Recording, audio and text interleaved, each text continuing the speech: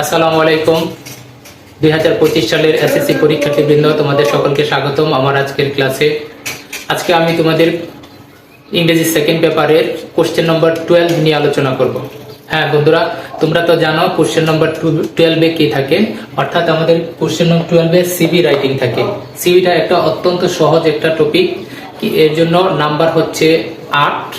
তোমরা প্রত্যেকেই আজকের ক্লাসটা ভালো করে খেয়াল করলে এই সিভি রাইটিং এ 8-এ 8ই পেতে পারো। তাহলে চলো আজকে আমরা মূল আলোচনায় চলে যাই। দেখো, সিভি রাইটিং এ তুমি কোশ্চেন পেপারে 12 নম্বর প্রশ্নে, সেকেন্ড পেপারের 12 নম্বর প্রশ্নে তুমি দেখতে পাইবা অনেক কিছু লেখা থাকবে। এই যে এই দুইটা কথা, vacancy for the post of, vacancy for the post of, অথবা কখনো কখনো লেখা থাকবে গোয়িং টু রিক্রুইট সাম।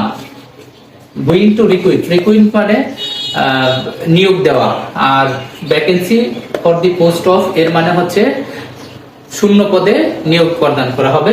এই দুইটা শব্দ বা এই ফ্রেজটুকু তুমি যেখানে পাইবা সেখানে বুঝতে পারবা যে তোমার কোন বিষয়ের উপর, অর্থাৎ তোমার সাবজেক্টটা কি হবে। এবার আসো আমরা দেখি যে এই যে সিভি রাইটিংটা, এটা কারা কারা লিখে থাকে। তুমি দেখো, কোনো শিক্ষা প্রতিষ্ঠানে হতে পারে লেখার জন্য, অথবা কোনো কোম্পানিতে হতে পারে, অথবা কোনো ফার্মাসিউটিক্যাল কোম্পানিতে হতে পারে। এই তিনটে ক্যাটাগরিতেই সাধারণত সিভি গুলো দেওয়া থাকে। অর্থাৎ তুমি যে সিভিটা লিখবে, এই সিভি কার কাছে লিখবে, সেটা হতে পারে এক নম্বর কোনো শিক্ষা প্রতিষ্ঠানে, সেটা স্কুল, কলেজ, ইউনিভার্সিটি হতে পারে। তবে সাধারণত এসএসসি লেভেলে স্কুল বা কলেজে দেওয়া থাকে।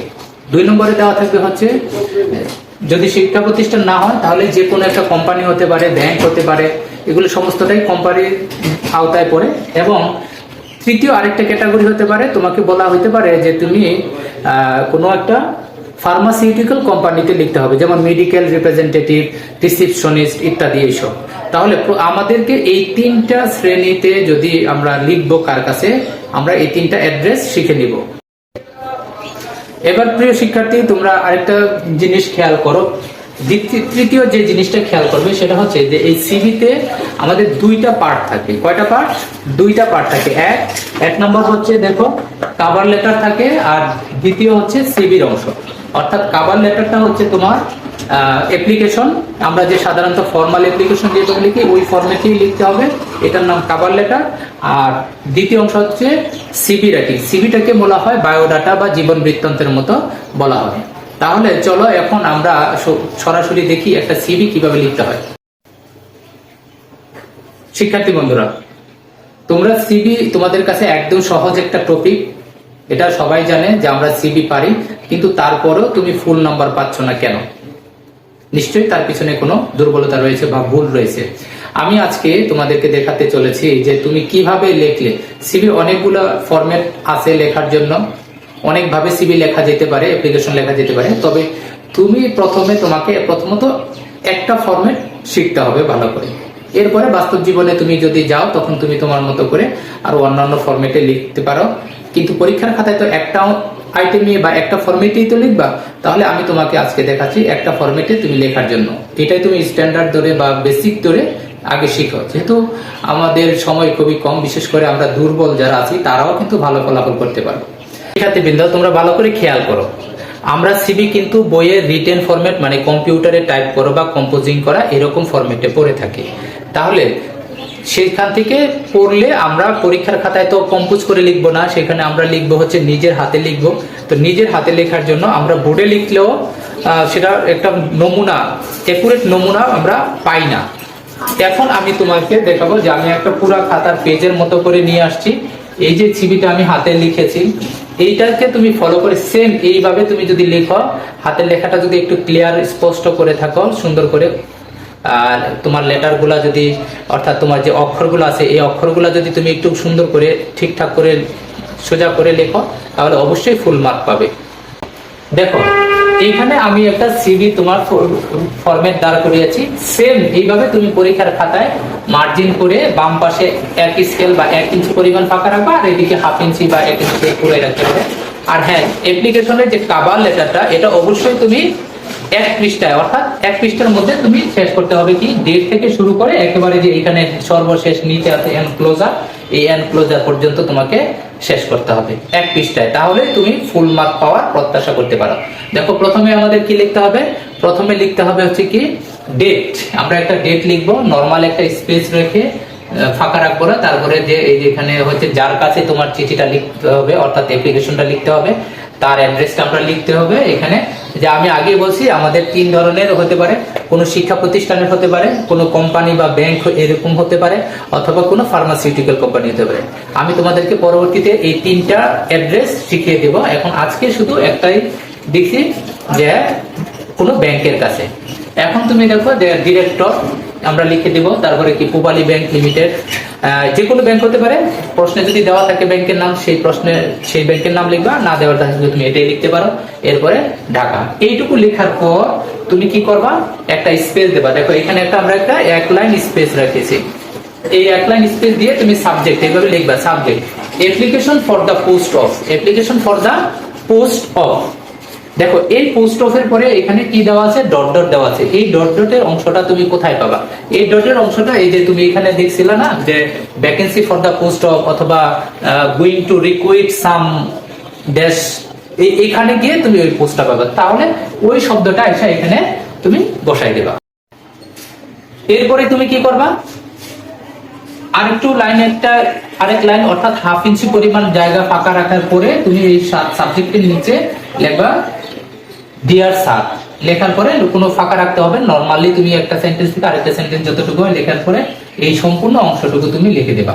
যেমন with reference to your advertisement published in the Daily Star, এখানে একটা পত্রিকার নাম দেওয়া থাকতেও পারে নাও থাকতে পারে, তুমি একটা লিখে দিবা অন, এখানে তারিখ লিখবো। লেখার পরে দেখো তাহলে তুমি কি করবা, ডিয়ার স্যার থেকে লিখবা, তারপরে কি লিখবা, এই যে with reference two year advertisement ইত্যাদি লেখার পরে এই সমস্ত পুরা এটা হলো বডি অফ দি লেটার, এই পর্যন্ত লিখে যাবা যতটুকু শেষ হয়। এরপরে 1 লাইন স্পেস ফাঁকা রেখে তুমি লিখবা যে I therefore look forward to hearing from you soon. আরো লেখা যায়, তুমি অন্তত এইটুকু লেখো, তারপরে প্র্যাকটিস করার পরে আর একটু বেশি লিখতে পারবে। তাহলে এই যে এইটুকু থেকে 1 লাইন ফাঁকা রেখে আবার নিচে এইটুকু লিখবা, 1 লাইন ফাঁকা। এরপরে তোমাকে একটু ফাঁকা আরো 1/2 ইঞ্চি পরিমাণ ফাঁকা দিয়ে তোমাকে এই যে ইউরস ফেথফুলি একটা সিগনেচার দিবা। এরপরে নাম, অর্থাৎ প্রশ্নে তোমার যে নামটা দেওয়া থাকবে ধরে নিবা তুমি ওই নামেরই ব্যক্তি, ওই নামটা লিখবা। আর নামের প্রথম অক্ষর দিয়ে এখানে তুমি কি করতে হবে, এখানে একটা সিগনেচার লিখে দিতে হবে। এরপরে ব্র্যাকেটে ওই ফুল নামটা লিখে দিবা। দেওয়ার পরে সবশেষে এখানে ফাঁকা যদি থাকে তো থাকবো, না থাকলে তুমি নরমালি এই যে এনক্লোজার মানে ENCLS সংক্ষেপে লিখে এনক্লোজার লিখে তুমি এই অংশগুলো লিখে দিবা। যে 1 নম্বরে লিখবা এ কমপ্লিট সিভি, তারপরে আছে কি 2 copies photos and all necessary documents, এইটুকু লিখে তুমি একটা কভার লেটার সম্পূর্ণ করবা। এখন তুমি দেখো এই ভাষাগুলো তুমি একটু পড়ে নিবা, আমি তোমাদেরকে একটা ফটোকপি দিয়ে দেব, সেখান থেকে তোমরা পড়ে নিতে পারবা। এখানে একটা ইম্পর্টেন্ট বিষয় হচ্ছে যে কভার লেটারটা লেখার সময় তোমার খাতাতে অবশ্যই 6টা স্টেপ থাকবে। 7টা ইম্পর্টেন্ট জিনিস থাকে কিন্তু স্টেপ থাকবে 6টা। দেখো এখানে এই যে ডেট থেকে শুরু করে একটা সাবজেক্ট একটা 2টা, এরপরে ডিয়ার স্যার থেকে বডি একটা 3টা একটা স্টেপ, তারপরে ফাঁকা নিয়ে এখানে তুমি আই দেয়ার পর লিখলা। এখানে হচ্ছে কয়টা হলো 1 2 3 1 2 3 4 এরপরে 5 এরপরে 6, এই 6টা স্টেপে স্টেপে একটা পৃষ্ঠার মধ্যে তুমি লিখবা। দেখবে তো তোমার অ্যাপ্লিকেশনটা দেখতে একটা চমৎকার দেখা যাবে। আর লেখাগুলো সুন্দর করে লিখবা, হাতের লেখাগুলো সুন্দর করে লিখবা, দেখবা যে তুমি একটা ভালো নাম্বার পাবে। এই হলো কভার লেটারের অংশ চলে গেল তোমার। এরপরে দ্বিতীয় যে অংশটা আসছে সেটা হচ্ছে সিভি রাইটিং। আমি তোমাদেরকে দেখাচ্ছি এবার সিভিটা, অর্থাৎ যে বায়োডাটাটা কিভাবে লিখতে হবে সেটাও আমি তোমাকে দেখাচ্ছি। দেখো প্রিয় শিক্ষার্থী বন্ধুরা, এই যে আমরা কারিকুলাম ভিটা, সিভির পূর্ণ রূপ হচ্ছে কারিকুলাম ভিটা। এই একটা কারিকুলাম ভিটা আমি হাতে লিখে তোমাকে দেখিয়েছি। এখানে মোটামুটি 12টা পয়েন্টস থাকে। এই 12টা পয়েন্টস দিয়ে তোমরা যারা 2025 সালের এসএসসি পরীক্ষার্থী আছো তারা যদি সিভিটা লিখে থাকো তাহলেই তোমাদের সিভি। তাহলে প্রিয় শিক্ষার্থীবৃন্দ, তোমরা এই সিভিটা লেখা শিখলে 12টা পয়েন্ট দিয়ে মোটামুটি লিখবা, লিখে সবশেষে আবার একটা সিগনেচার দিয়ে এই সিভিটা লেখা শেষ করবে। এখন বুঝতে যদি কারো অসুবিধা হয় তাহলে তোমরা আমাকে অবশ্যই কমেন্টের মাধ্যমে বা মেসেজ বা ফোন যে কোনো মাধ্যমে তোমরা আমাকে জানিও, আমি তোমাদেরকে ডিটেইলস বলে দেবো। আজকে এই পর্যন্তই শেষ করছি ক্লাস। দেখা হবে অন্য কোনো টপিক নিয়ে অন্য আরেকটা ভিডিওতে। সে পর্যন্ত ভালো থাকো, সুস্থ থাকো, আল্লাহ হাফেজ। আর বাড়িতে তোমরা বসে এটা চর্চা করে আমাকে অবশ্যই